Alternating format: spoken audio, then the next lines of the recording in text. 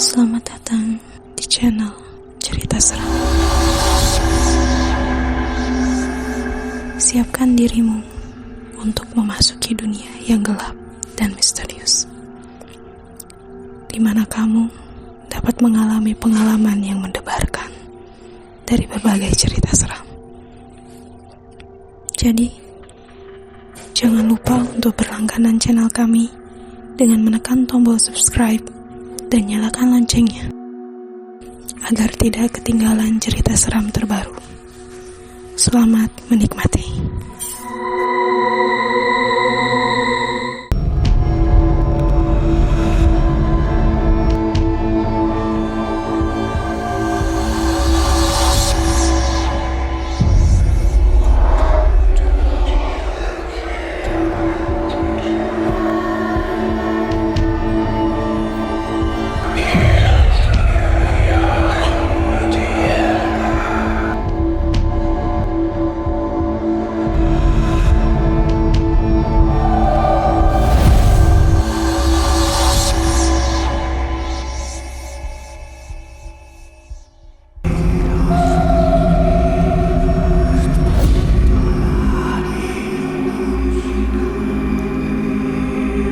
Nani adalah seorang nenek yang tinggal bersama anak dan menantunya. Suami Nani sudah lama meninggal dunia, dan kehilangan itu membuat Nani merasa sangat kesepian. Ia merindukan suaminya setiap saat dan sering menangis ketika sedang sendirian. Anak dan menantunya selalu berusaha untuk menghibur Nani dan mengatakan bahwa suaminya di alam sana akan merasa sangat sedih apabila melihat keadaan Nani yang seperti ini. Namun tetap saja tidak pernah berhasil. Satu-satunya barang peninggalan suaminya yang masih dijaganya adalah sebuah radio tua. Radio itu sudah rusak dan tidak bisa lagi menangkap frekuensi channel radio. Hanya ada suara statis yang terdengar.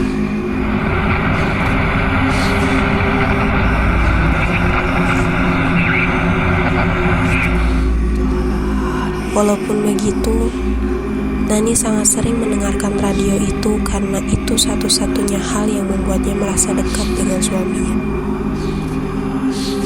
Suatu malam ketika Nani sedang sendirian di kamar tidurnya dan duduk di kursi goyangnya, dia menyalakan radio dan terkejut ketika mendengar suara lagu klasik yang sering mereka dengarkan bersama saat suaminya masih hidup.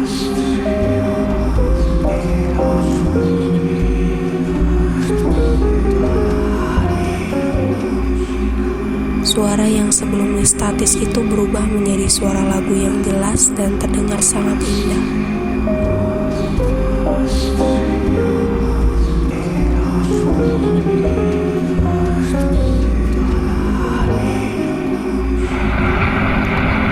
Nani pun meneteskan air mata kebahagiaan dan merasa seperti suaminya sedang hadir di sisinya dan memutarkan lagu kesukaan mereka berdua. Kejadian itu terjadi pada tengah malam, dan sejak saat itu, setiap malam Nani selalu mendengarkan radio dan lagu itu selalu terdengar dari radio tua itu.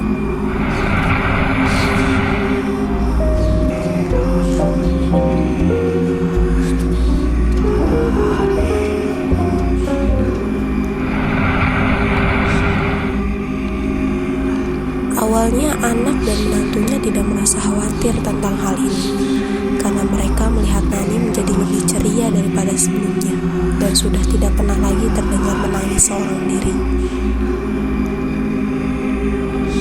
Namun semakin lama, mereka mulai merasa bahwa kebiasaan Nani yang selalu mendengarkan radio dengan suara statis seorang diri di kamarnya setiap malam itu semakin terasa menjadi sangat aneh. Mereka khawatir bahwa hal itu akan berdampak negatif pada kesehatan Nani. Suatu malam ketika anak dan menantunya yang berada di ruang tengah sedang berbicara tentang perilaku Nani yang semakin aneh, Nani sempat mendengar pembicaraan anak dan menantunya itu dari dalam kamarnya. Namun dia tidak peduli dan tetap mendengarkan radio itu di kamarnya seorang diri. Tiba-tiba ia mendengar suara yang menyerupai suara suaminya yang telah meninggal dari radio itu. Nani terkejut dan sangat gembira ketika mendengar suara itu karena ia sangat rindu dengan suaminya itu sepeninggalnya dan ia sangat yakin jika suara yang ia dengar itu memang suara suaminya.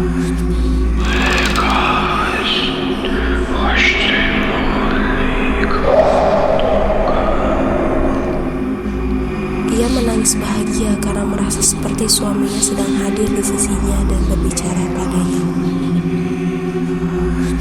Namun, suara itu hanya terdengar sebentar dan kemudian menghilang. Kejadian itu terjadi berulang kali setiap malam, dan hanya Nani yang dapat mendengar suara itu. Sehingga anak dan menantunya mulai berpikir bahwa Nani mungkin sudah mengalami gangguan kejiwaan atau bahkan kehilangan akal sehatnya. Mereka akhirnya memutuskan untuk membawa Nani ke dokter untuk diperiksa. Namun, Nani menolak dengan keras dan berkata bahwa dia baik-baik saja dan hanya ingin mendengarkan radio kesayangannya itu seorang diri tanpa diganggu. Akhirnya kekhawatiran anak dan menantunya semakin memuncak ketika mereka melihat perubahan perilaku Nani yang semakin hari semakin bertambah aneh. Kini Nani sering terdengar berbicara seorang diri. Bahkan kadang-kadang terdengar seperti sedang berbicara dengan seseorang di kamarnya. Padahal hanya ada Nani seorang di sana. Anak dan menantunya juga pernah melihat Nani menatap ke arah tempat yang kosong, seolah-olah ada seseorang di sana. Suatu malam, ketika anak dan menantunya sedang duduk bersama di ruang tamu, mereka mendengar suara-suara aneh yang terdengar dalam kamar Nani. Mereka mendengar suara seorang pria yang sedang berbicara dengan Nani. Namun suara itu terdengar sangat samar. Mereka mencoba mendekati kamar Nani dan membuka pintunya, tetapi pintu dikunci dari dalam. Anak dan menantunya terus mencoba memanggil Nani, tetapi tidak ada jawaban dari dalam kamar. Akhirnya mereka memutuskan untuk membuka pintu dengan paksa.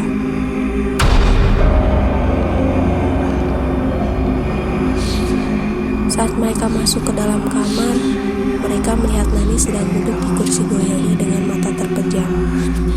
Radio tua kesayangan Nani masih bermain dengan suara statis. Anak dan menantunya merasa lega ketika melihat Nani masih dalam keadaan baik-baik saja.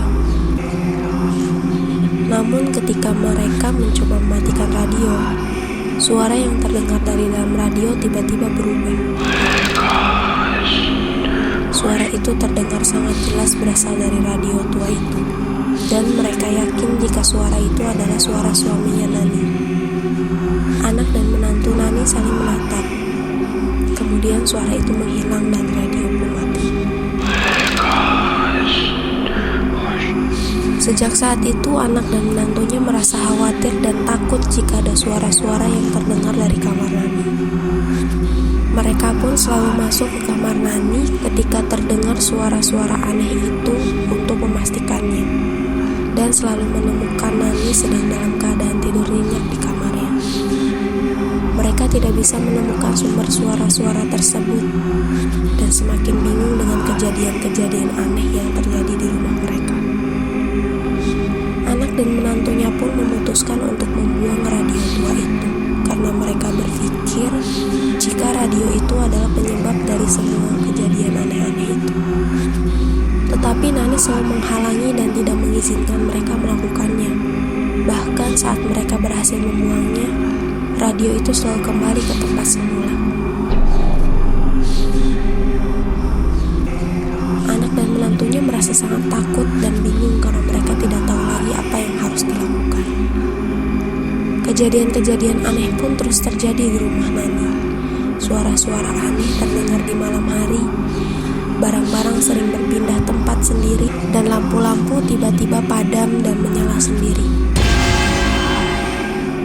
anak dan menantunya semakin takut dan merasa bahwa ada roh jahat yang berkeliaran di rumah mereka. Mereka memutuskan untuk membujuk Nani agar meninggalkan kebiasaannya mendengarkan radio tua itu. Namun hal itu malah membuat Nani kesal dan merasa bahwa mereka tidak suka dengan kehadiran kembali suaminya itu. Sehingga hubungan mereka pun menjadi renggang. Suatu hari ketika Nani baru kembali dari minimarket, ia mendapati rumahnya dalam keadaan kosong. Anak dan menantunya tidak ada di rumah dan radio tua itu pun tidak terlihat di tempatnya. Nani sangat marah dengan anak dan menantunya, karena radio itu adalah satu-satunya hal yang bisa membuatnya bahagia dan menjadi penghubung antara ia dan suaminya. Nani mencoba mencari radio itu di berbagai tempat di rumahnya, namun tidak berhasil menemukannya.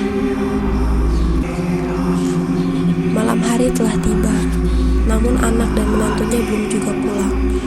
Nani khawatir dan secara tidak disangka-sangka radio itu muncul kembali di tempatnya semula. Nani pun menyalakan radio dan memanggil suaminya. Suara suaminya pun muncul dan Nani menanyakan keberadaan anak dan menantunya. Namun jawaban suaminya membuatnya terkejut.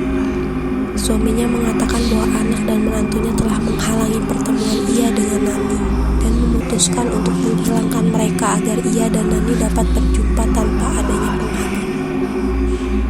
Nani merasa tidak percaya dengan jawaban itu. Suaminya yang dulu sangat baik hati dan sangat menyayangi anak mereka, sekarang berubah menjadi kejam. Nani pun menangis dan merasa sangat bersalah karena telah berpikir buruk tentang anak dan menantunya. Nani memutuskan untuk menghancurkan radio itu, tetapi ketika ia hendak melakukannya, tangan Nani terasa digenggam oleh sesuatu yang dingin dan menahan tangannya. Nani pun menoleh dan melihat sosok mengerikan berdiri di sampingnya. Nani pun berteriak terkejut, namun ia tidak berhenti berusaha untuk menggapai radio tua itu. Dengan perjuangan yang keras, Nani berhasil membawa radio itu dan berlari keluar rumah, dengan sosok itu mengejarnya dari belakang.